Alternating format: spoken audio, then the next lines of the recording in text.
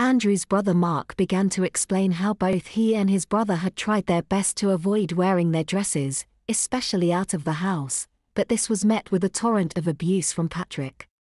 None of us were more shocked than Patrick when Andrew thumped him in the face, sending him crashing to the floor.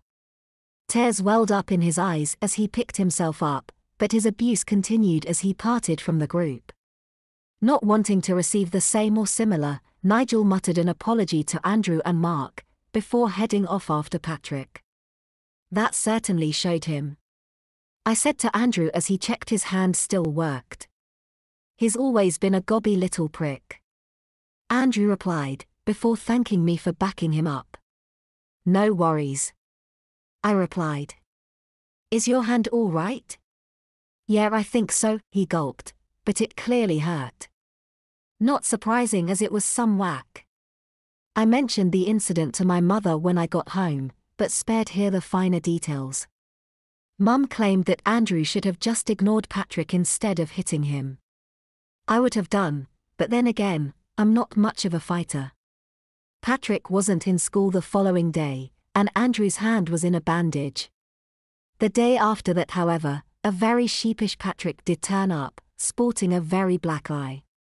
Wisely, he kept himself away from Andrew, but I'd heard that the headmaster had had words with both of them.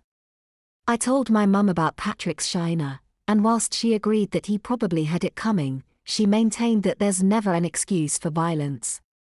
On the weekend, I went into town with mum as usual to help her carry the weekly shop. I was used to seeing the boy mannequins dressed in girls' clothing in the shop windows, but seeing actual boys wearing skirts or dresses in the town centre is still an unusual sight. One poor lad looked like he wanted the ground to swallow him whole as he walked with his parents through the main square. Clad from head to toe in various shades of pink, he wore a candy pink satin dress that would be too girly for most girls, let alone a boy.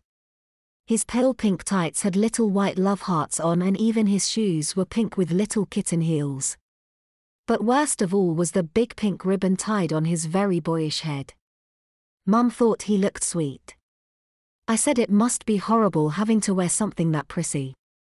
It wouldn't be so bad wearing a dress if it was plain, blue maybe, and not satin or frilly. I added. I don't see the point of plain dresses for boys, Mum replied. They're going to wear plain clothes, then they may as well just wear what they've always worn, she mused. If I was buying you a dress it'd be a really pretty one, she suggested, much to my horror.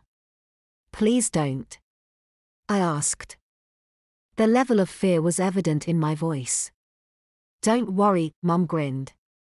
The really nice dresses are far too expensive and the affordable ones are far too plain, she smiled. As usual, Mum wanted to browse around the department stores, and as usual, the assistants approached us and asked if they could help. No thanks, we're only looking, Mum respectfully replied. Thankfully, the normal boys' clothes and the boys' dresses were in separate sections of the boys' department.